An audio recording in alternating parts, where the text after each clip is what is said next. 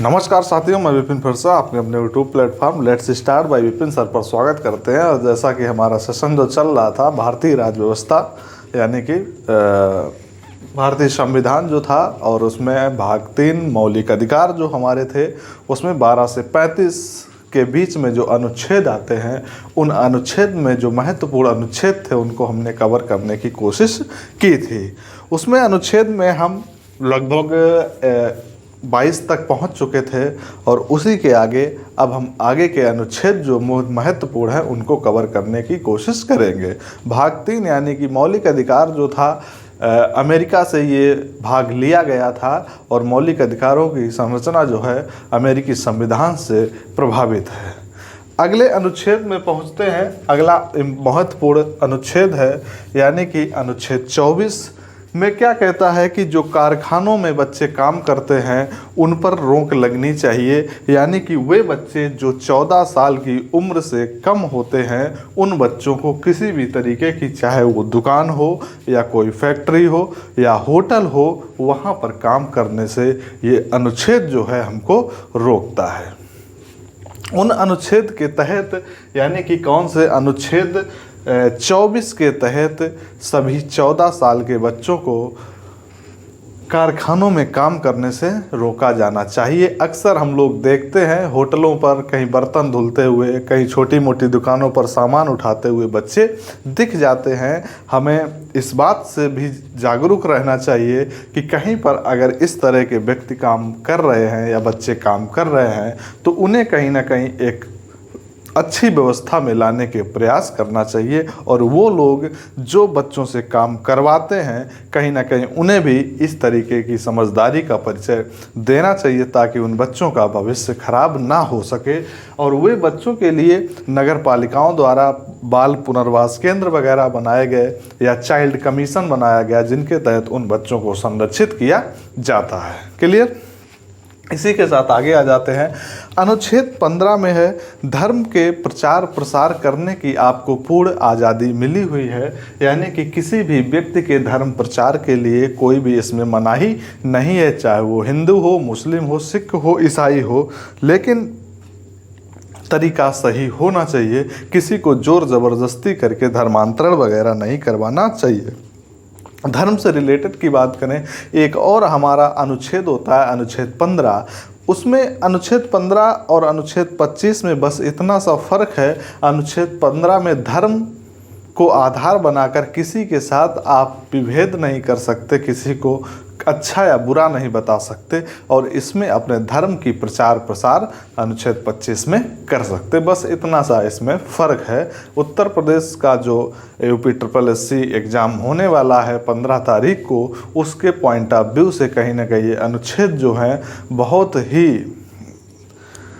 ज़बरदस्त अनुच्छेद हैं, जो कहीं ना कहीं एग्ज़ाम में पूछे जाते हैं।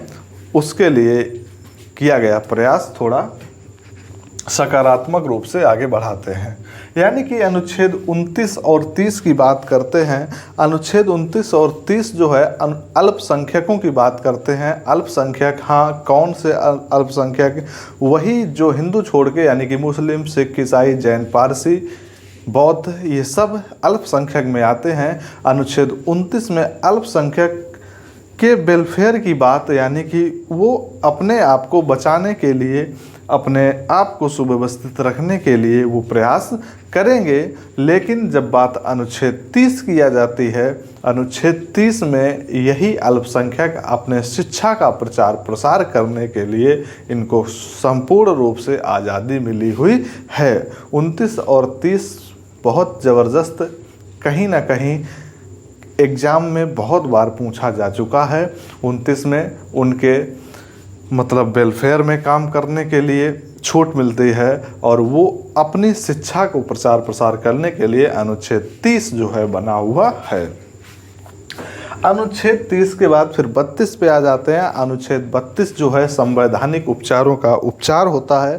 संवैधानिक उपचारों का उपचार यानी कि जो 12 से 35 हमारे मौलिक अधिकार बने हुए हैं, अगर उनका कोई व्यक्ति शोषण करता है, आपको अपने मौलिक अधिकारों के हिसाब से जीने से मना करता है, तो आप अनुच्छेद 32 के तहत सुप्रीम कोर्ट में जा सकते हैं और उस सुप्रीम कोर्ट में अपनी याचिका दायर करके अपने आज़ादी की जो बात करते हैं, अपने मौलिक अधिकारों को बचा सकते हैं।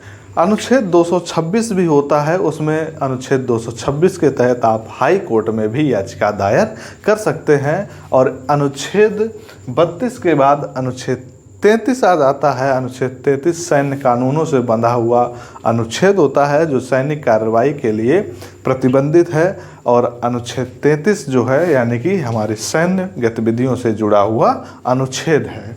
अनुच्छेद 33 की बात करते हैं।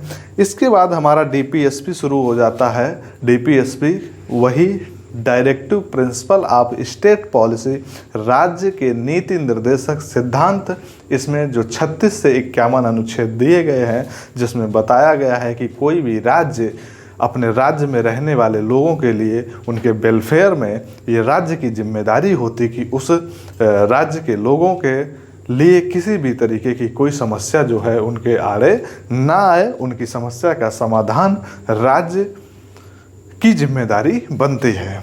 यानी कि अनुच्छेद 36 से 51 में सबसे पहला अनुच्छेद हमारा 40 आएगा और 40 जो है हमारी नगर पालिका नगर पंचायत से जुड़ा हुआ ये अनुच्छेद है। नगर पंचायत यानी कि ये गांधी जी से प्रभावित अनुच्छेद है और अक्सर पूछा जाता है कि नगर पंचायत वगैरह जो हैं वो किस अनुच्छेद में आती हैं, तो आपका आंसर होगा अनुच्छेद 40 जो गांधी जी से प्रभावित अनुच्छेद। यानी कि गांधी जी ने नगर, क्योंकि गांव देहात क्षेत्र से गांधी जी बहुत ज़्यादा प्रभावित हुआ करते थे, तो उन्होंने ग्राम पंचायतों के व्यवस्थाओं के लिए बहुत सा प्रयास किया था। यानी कि 40, 41, 42 इस तरह से बहुत से हैं कि उनमें पर्यावरण सुरक्षा है या उनके खाने पीने से लेकर है। तो इम्पोर्टेंट अनुच्छेद जो है उनको हम समझेंगे। और बस इतना हमें याद रखना कि अनुच्छेद 40 जो है कहीं ना कहीं ग्राम पंचायत के लोगों से प्रभावित अनुच्छेद है। इसी के साथ आ जाता है अनुच्छेद 45 की बात करें, अनिवार्य व मुफ्त शिक्षा। अनुच्छेद 45 जो है अनिवार्य व मुफ्त शिक्षा, एक और अनुच्छेद होता है जो हमें शिक्षा की बात करता है। याद हो तो रिमाइंड करिएगा, 21A 6 से 14 साल के बच्चों को शिक्षा का अधिकार जो था दिया गया था। और यहाँ पर 45 में सभी बच्चों को राज्य की ये जिम्मेदारी बनेगी कि अनिवार्य व निःशुल्क शिक्षा प्रदान की जानी चाहिए। इसी के साथ आ जाता है अनुच्छेद 47। अनुच्छेद 47 जो है पोषाहार की बात करता है। राज्य के जिम्मेदारियों में एक ये भी आती है बात कि राज्य में रहने वाले लोगों को सही तरीके से पोषण मिलना चाहिए।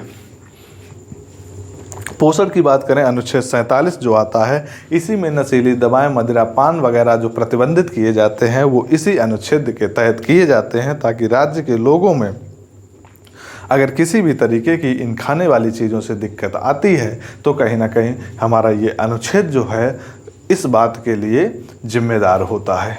इसके बाद आ जाता है अनुच्छेद 48, यानी कि पशुओं के लिए आ जाता है कि दुधारू पशुओं को संरक्षण करने के लिए सरकार को हर कदम प्रयास करना चाहिए और गोवध वगैरह जो है इसी अनुच्छेद के तहत संरक्षित किए जाते हैं। गोवध जो है इसी अनुच्छेद के तहत रोका जाता है, यानी कि दुधारू पशुओं को हमें कम्प्लीटली क्या करना है, संरक्षित रखना है। उसी के साथ आ जाता है अनुच्छेद 51 अंतर्राष्ट्रीय शांति की बात करता है कि सभी राज्यों की जिम्मेदारी होगी कि किसी भी तरीके की हमारे देश में उथल पुथल नहीं होनी चाहिए। तो इस तरह से हमारे इम्पोर्टेंट अनुच्छेद थे बीच बीच के, जो आप कहीं भी देखेंगे तो कई बार ये पूछे जा चुके हैं एग्ज़ाम में।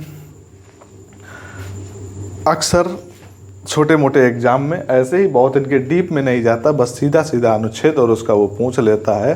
तो कहीं ना कहीं एक प्रयास था कि सारे महत्वपूर्ण अनुच्छेद जो है हम ख़त्म करेंगे।